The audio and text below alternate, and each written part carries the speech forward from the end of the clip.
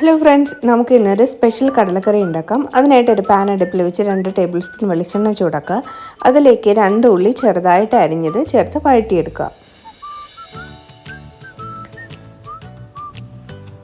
ഒരു മീഡിയം ഫ്ലെയിമിൽ വെച്ച് വേണം വഴറ്റിയെടുക്കാനായിട്ട്. ചെറുതായിട്ടൊന്ന് വഴണ്ട് തുടങ്ങുമ്പോൾ നമുക്ക് ചെറിയ ഉള്ളി ഒരു പിടി തൊലി കളഞ്ഞത് ചേർത്ത് കൊടുക്കാം. ഉള്ളിയെല്ലാം നന്നായിട്ട് വഴണ്ട് വരുന്നതിനായിട്ട് 1 ടീസ്പൂൺ ഉപ്പ് ചേർത്ത് വഴറ്റുക.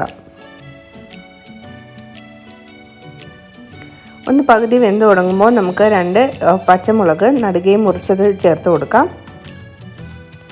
6 വെളുത്തുള്ളി തൊലി കളഞ്ഞത്, ഇത് ചതച്ചിട്ടൊന്നുമില്ല, മുഴുവനെ അതുപോലെ തന്നെ ഇട്ടേക്കുവാണ്. ഒന്ന് വഴറ്റിയെടുക്കുക. ഉള്ളിയെല്ലാം നല്ല ബ്രൗൺ നിറമാകുമ്പോൾ നമുക്ക് ബാക്കിയുള്ള ചേരുവകളെല്ലാം ചേർക്കാം. ജിഞ്ചർ ഗാർലിക് പേസ്റ്റ് ചേർക്കുക. ഒരു 3 വെളുത്തുള്ളിയും ഒരു ചെറിയ കഷ്ണം ഇഞ്ചിയും നന്നായിട്ട് ചതച്ചെടുത്തതാണിത്. ഇതിൻ്റെ ഒരു പച്ചമണം മാറുന്നത് വരെ നന്നായിട്ട് മിക്സ് ചെയ്തെടുക്കുക. അതിലേക്ക് ഒരു തക്കാളി ചെറിയ കഷ്ണങ്ങളാക്കി അരിഞ്ഞെടുത്തത് ചേർക്കുക. തക്കാളി പകുതി വേവാകുമ്പോൾ നമുക്ക് ബാക്കി മസാലകൾ ചേർത്ത് കൊടുക്കാം.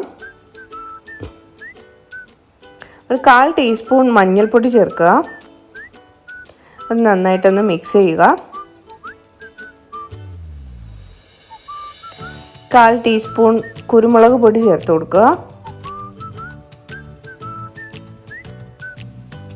1/2 ടീസ്പൂൺ മുളക് പൊടി ചേർക്കുക. 2 ടേബിൾ സ്പൂൺ മല്ലിപ്പൊടി ചേർക്കുക. ഈ പൊടികളെല്ലാം പച്ചമണം മാറുന്നത് വരെ ലോ ഫ്ലെയിമിൽ വെച്ച് ഒന്ന് ഇളക്കി കൊടുക്കുക. ഇതിലേക്ക് നമുക്ക് 1/2 ടീസ്പൂൺ ഗരം മസാല കൂടി ചേർത്ത് കൊടുക്കാം. ഗരം മസാല പൗഡറാണ് ചേർക്കുന്നത്, 1/2 ടീസ്പൂൺ. 1 കപ്പ് വെള്ളം ചേർത്ത് കൊടുക്കുക. വെള്ളം നല്ലതുപോലെ കുറുകി ചാറെല്ലാം കുറുകി വരുന്നത് വരെ വേവിക്കുക. നമുക്ക് ഈ അരപ്പെല്ലാം കൂടി ഒരു കുക്കറിലേക്ക് മാറ്റി കൊടുക്കാം.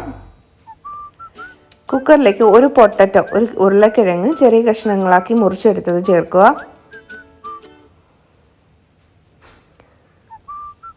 ഇതൊന്ന് മിക്സ് ചെയ്യുക. തലേ ദിവസം കുതിർത്ത കടലയാണ്, ഞാൻ കറുത്ത കടലയാണ് എടുത്തിരിക്കുന്നത്. അത് 1 കപ്പുണ്ട്, അത് ചേർക്കുക.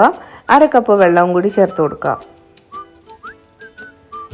1/2 ടീസ്പൂൺ ഗരം മസാലയും കൂടെ ചേർത്ത് കുറച്ച് കറിവേപ്പിലയും കൂടി ഇട്ട് കൊടുക്കുക.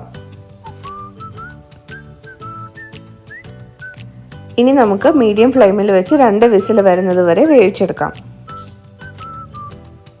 2 വിസിൽ വന്നു കഴിയുമ്പോൾ നമുക്ക് കുറച്ച് കോക്കനട്ട് പേസ്റ്റ് ചേർത്ത് കൊടുക്കാം. കടലയെല്ലാം നന്നായിട്ട് വെന്തിട്ടുണ്ട്. 3 ടേബിൾ സ്പൂൺ കോക്കനട്ട് അരച്ചെടുത്തതാണ്, നന്നായിട്ട് അരച്ചെടുത്ത് നല്ല പേസ്റ്റ് ആക്കി എടുത്തതാണ്. ഇതിന് തിള വരുമ്പോൾ ഒരു 5 മിനിറ്റ് നേരം തിളച്ച ശേഷം ഓഫ് ചെയ്യാവുന്നതാണ്. ഈ രുചിയുള്ള ഈ കടലക്കറി പുട്ടിനും ചപ്പാത്തിക്കും വളരെ നല്ലതാണ്. എല്ലാവരും ട്രൈ ചെയ്ത ശേഷം കമൻറ്റ്സ് അറിയിക്കുക. അടുത്ത വീഡിയോയിൽ കാണുന്നത്